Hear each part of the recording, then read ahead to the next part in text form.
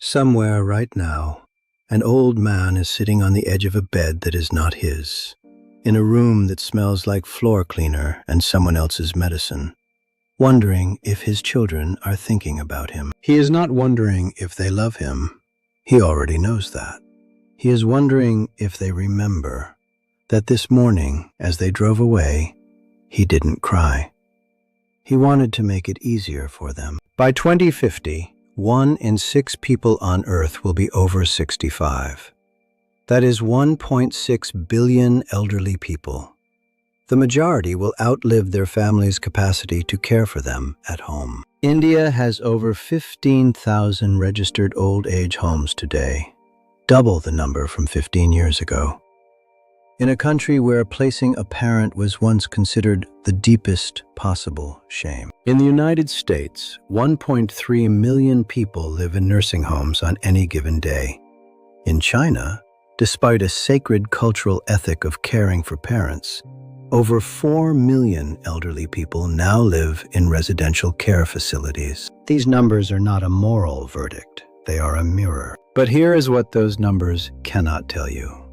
They cannot tell you what it feels like to be the parent on the day you arrive. They cannot tell you what it costs a son or daughter to drive home alone. And they cannot tell you the thing nobody says out loud, that in many cases, both the parent and the child felt underneath the grief something uncomfortably close to relief. This is the story of that day. The decision in most families is not made in one conversation. Research published in the Gerontologist found that families spend 12 to 18 months in what psychologists call the pre-placement crisis, a period of growing tension where the idea is raised, rejected, cried over, fought about, and then slowly, quietly accepted. By the time admission day arrives, most families have already mourned. What they have not prepared for is the physical reality of it. The day is perfectly ordinary. There is paperwork. Name tags are sewn into clothing. A staff member walks them around. There is a room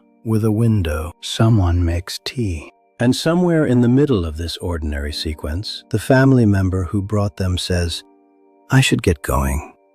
And they do. What happens in the seconds after that door closes is something few studies have attempted to document, because the people it happens to rarely speak about it. One former resident, a retired school teacher named Meenakshiyama, who agreed to have her account recorded for a 2021 social work thesis, described it this way. "After my son left, I sat on the bed. I looked at the window. I could see the road. I thought, if I sit here long enough, maybe he will come back. Not to take me home, just to check, just to see if I was still sitting there. I sat there until it was dark. He did not come back. I told myself, he has a life. I told myself, this is fine. I told myself these things all night." She was 78 years old. Her son visited every Sunday without fail for the rest of her life. But that first night, she sat at the window until dark. A 2017 study in the Journal of Aging Studies identified what researchers called the admission day rupture, the acute psychological event that occurs in elderly individuals, regardless of facility quality, at the moment they realize their family has left the building. It is not the leaving that wounds. It is the understanding of what the leaving means. It means, this is now where I live. It means, I am no longer in their daily life. It means, something has ended. One participant in that study, a grandfather of 6, a retired engineer, described himself simply as the person they visit on Sundays now. 4 words. A whole life reduced. The elderly rarely complain to their children. A 2020 report by Help Age India found that 71% of old age home residents concealed unhappiness, not because they couldn't speak, but because they chose not to. They were protecting their children from knowing, from the loneliness. Dr. John Cacioppo, one of the world's foremost researchers on loneliness, found that chronic loneliness is physiologically equivalent to smoking 15 cigarettes a day. It raises cortisol. It disrupts sleep. It accelerates cognitive decline. In residential facilities, even good ones, even those with activities and outings and visiting musicians on Fridays, baseline loneliness scores are, in study after study, significantly higher than in the general population. Not because the facilities are cold, because the residents are waiting for a specific sound, a specific voice, a specific way someone knocks. A woman named Sarojini, 81, published in a 2022 social work journal, said, "The staff here are kind. They call me auntie. They remember my birthday. But when my daughter calls, just her voice, I become a different person for a few minutes. I remember who I was.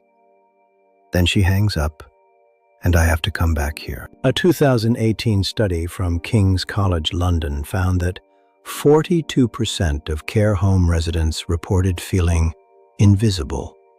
Not mistreated, not neglected, invisible. They are right there, in the chair by the window, and they are invisible. But the story doesn't stop there, because researchers have also documented something surprising.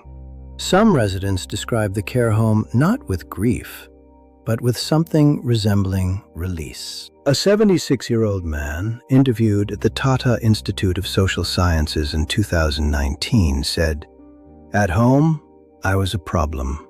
I could see it in their faces. I couldn't climb stairs. I forgot things. I felt their patience wearing thin. Here, I am just a man. Nobody's patience is running out on me. I can breathe. I can breathe." For some, not all, but a real and documented number, leaving was not the wound. The wound was the years before leaving, watching their children's lives contract around them. Now we turn the mirror. The adult child who drove away. What do they carry? A 2019 study in The Gerontologist examined placement guilt, the persistent guilt experienced by adult children after placement.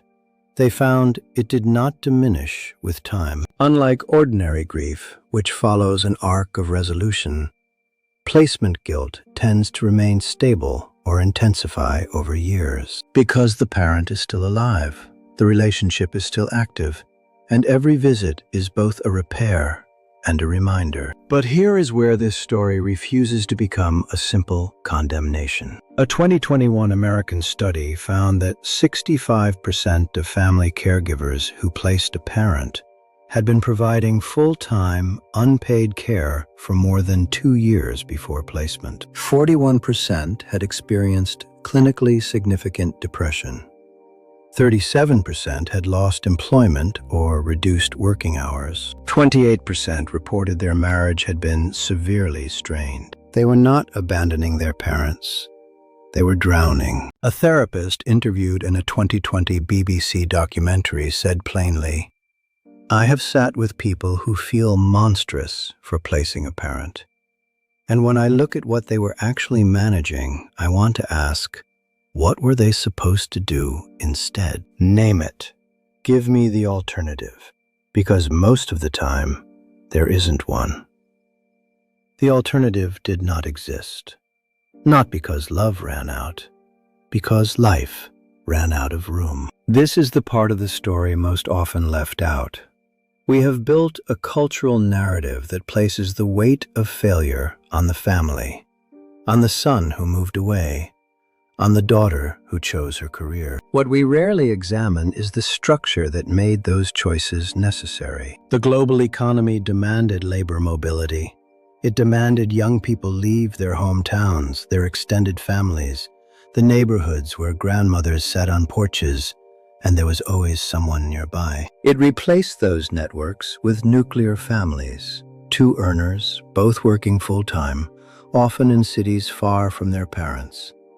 And then it declined to build the support infrastructure those families needed. In Sweden, Denmark, and the Netherlands, the state provides subsidized home care, respite care, and day centers. Adult children there are not choosing between their job and their parent. The state holds the space between those two things. In India, Pakistan, Nigeria, and to a troubling extent the United States, that infrastructure does not exist, or exists only for the wealthy. What exists instead is expectation. And when families break under that weight, as human beings inevitably do, the cultural verdict arrives swiftly. You abandoned them. The government did not abandon them. The healthcare system did not abandon them. You did. The majority of placement decisions are made by families who tried, who broke, and who chose the only door left open, and then lived with the verdict for the rest of their lives. Research consistently identifies one variable more predictive of elderly well-being in residential care than any other. Not facility quality, not staff ratios, not the menu.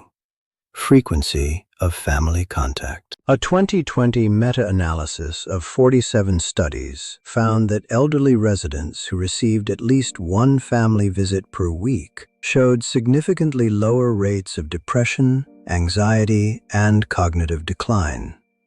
The wound of placement does not close, but it can be tended. Some adult children found years later that their relationship with their parent became more honest after placement. Without the daily friction of shared living, they finally had conversations they had never managed. But this is not available to everyone. The UK's campaign to end loneliness found that 1 in 10 care home residents received no visitors. Not once a week, not once a month, not at all. Those residents do not get the healing story. They get the window, and they sit there. We end where we began, not with a verdict, not with an answer, with a question.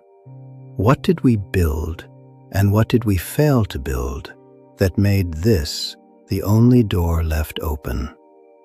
Because the old age home is not a monument to failing love. It is a monument to a world that asked families to carry something no family alone was ever designed to carry. That woman at the window is not waiting to be rescued. She is past that. She is waiting to be remembered, not in the past tense, today, by someone who will pick up a phone or get in a car and say, "I know where you are, and I am coming." That is all. That is everything. Every 4 seconds, an elderly person enters a care facility somewhere in the world. Most of them do not cry. They are trying to make it easier for their children.